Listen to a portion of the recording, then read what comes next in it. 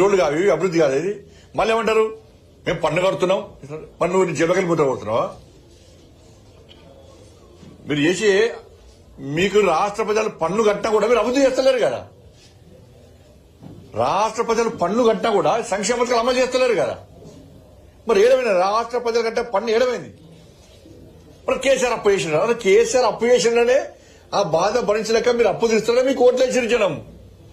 మళ్ళీ మీరు కూడా వచ్చే అప్పు అంటే రాష్ట్ర ముఖ్యమంత్రి గారు అమాయకంగా సింపతితోని ప్రజలను నమ్మించే ప్రయత్నం చేశారు. కానీ అదేమిటంటే డామిడ్ కథ అడ్డం తిరిగింది లెక్క ప్రజలు చేర్చుకునే పరిస్థితి వచ్చింది వాళ్ళు. ఇది మంచి పద్ధతి కాదు. ఇది వాళ్ళ తెలంగాణ రాష్ట్రాన్ని కష్టపడి సాధించుకున్నాం. 1400 మంది బలిదానం అయిపోయారు. ఇలా వాళ్ళు ఆత్మహత్య ఘోషిస్తున్నాయి. లక్షల మంది లాఠీ దెబ్బతిన్నారు, జైలుకు పోయారు. 13 లక్షల మంది ఉపాధ్యాయులు రోడ్డుకి ఎక్కి సకల జనుల సమ్మె చేశారు, మెరుపు సమ్మె చేశారు. వాళ్ళ డిమాండ్ల సాధన కోసం మన రాష్ట్రం మనకు వస్తే మన డిమాండ్లు అయితే మన పాలన మనం సాగించుకోవచ్చు అని చెప్పి వాళ్ళు కష్టపడి తెలంగాణ రాష్ట్రాన్ని సాధించుకొని ఒక మూర్ఖుడి చేతిలో పెడితే ఆ మూర్ఖుడి పాలన భరించలేక మీ చేతిలో పెడితే ఆ మూర్ఖుడికి మూర్ఖుడైపోయారు మీరు. కాంగ్రెస్ పార్టీ రాక్షసత్వం బయటపడ్డది. నేను గాడిది గుడ్డు పెట్టుకున్నారు.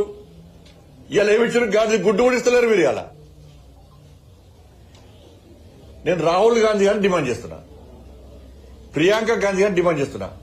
తెలంగాణ రాష్ట్రానికి వచ్చిర్రు, సంవిధాన్ బుక్ చేతబట్టుకున్నారు. మేము అప్పులు తీరుస్తాం, కేసీఆర్ అప్పులు చేసిండు, మేము అప్పులు తీరుస్తాం, 6 గ్యారెంటీలు అమలు చేస్తామని చెప్పి మీరు ప్రామిస్ చేసిపోయారు. ఇలా అదే సంవిధాన్ బుక్ పట్టుకొని రాహుల్ గాంధీ గారు తెలంగాణ రాష్ట్రానికి రావాలి. ప్రజలను మేము సమీకరిస్తాం, బహిరంగ సభ మేము పెడతాం. దానిలో ప్రజల సమాధానాలకు క్వశ్చన్స్ కు సమాధానం చెప్పాలి, ప్రశ్నలకు సమాధానం చెప్పాలి. రాహుల్ గాంధీ గారు సంవిధానం మీద ప్రమాణం చేసి చెప్పాలి. సంవిధానం మీద ప్రమాణం చేసి రాహుల్ గాంధీ చెప్పగలరా ఇది కరెక్ట్ అని చెప్పగలరా? రేవంత్ రెడ్డి గారు మాట్లాడిన మాటలు కరెక్ట్ అని సంవిధానం మీద ఒట్టేసి రాహుల్ గాంధీ గారు కానీ ప్రియాంక గాంధీ గారు చెప్పగలరా? ఆపై ఎలక్షన్ వచ్చారు, ఊగదప్పుడు ఉపన్యాసాలు ఇచ్చారు, గాడి గుడ్డు చూపెట్టారు. ఇవాళ తెలంగాణ ప్రజలు మోసం చేశారు. మాస్టర్ మైండ్స్ కామర్స్ చదవాలనుకునే 10th ఇంటర్ విద్యార్థుల తొలి ఎంపిక. అన్ని అవతలైనా అరే కేంద్రానికి పోతున్నారు, ప్రధానమంత్రి కలుస్తున్నారు, మంత్రులను కలుస్తున్నారు, డిమాండ్లు పెడుతున్నారు. నిన్న కోమరెడ్డి వెంకటరెడ్డి గారు కృతజ్ఞతలు చెప్పారు నితిన్ గడ్కరీ గారికి. అంతకుముందు రైల్వే మిషన్ కృతజ్ఞతలు చెప్పారు. మంత్రులందరికీ కృతజ్ఞతలు చెప్తారు తెలంగాణ రాష్ట్ర అభివృద్ధి సహకరిస్తున్నందుకు. మళ్ళా ఉల్టా చేస్తున్నారు. అన్న బదాలే. నిన్న ఒక మంత్రి రాసిండు, ఏది ఈ రాజీవ్ రహదారి. ఆయన హైదరాబాద్ నుంచి మంచిర్యాల వరకు రాజీవ్ రహదారి. ఇదే కేంద్ర ప్రభుత్వం రాజీవ్ రహదారి నిర్మిస్తలేదట.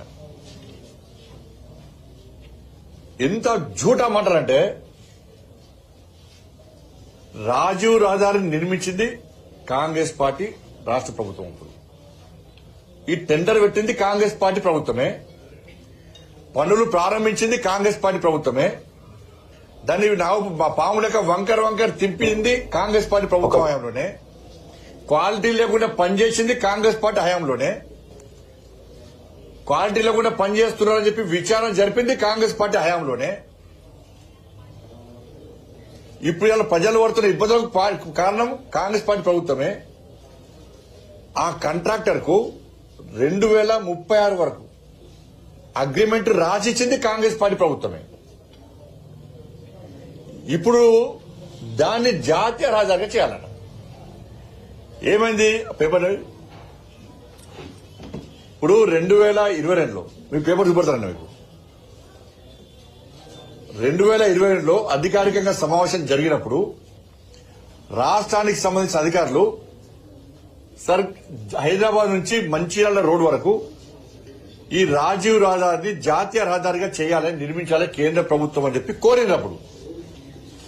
కోరినప్పుడు కేంద్ర ప్రభుత్వము ఫుల్ క్లారిటీ ఇచ్చింది.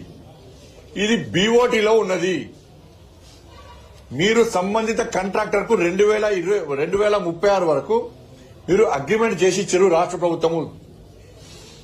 తెలంగాణ రాష్ట్ర ప్రభుత్వము, అప్పుడు కూడా ఆంధ్రప్రదేశ్ ప్రభుత్వం. మీరు రాసిచ్చిర్రు.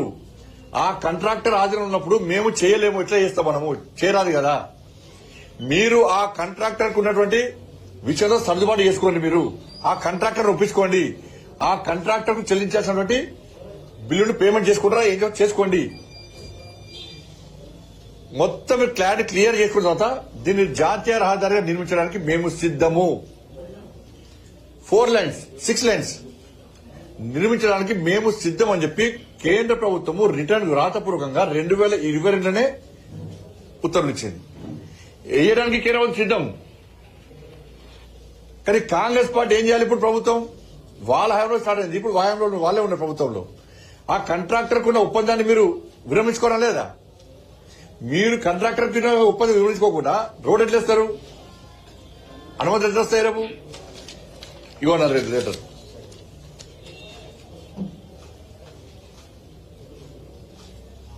సో 2022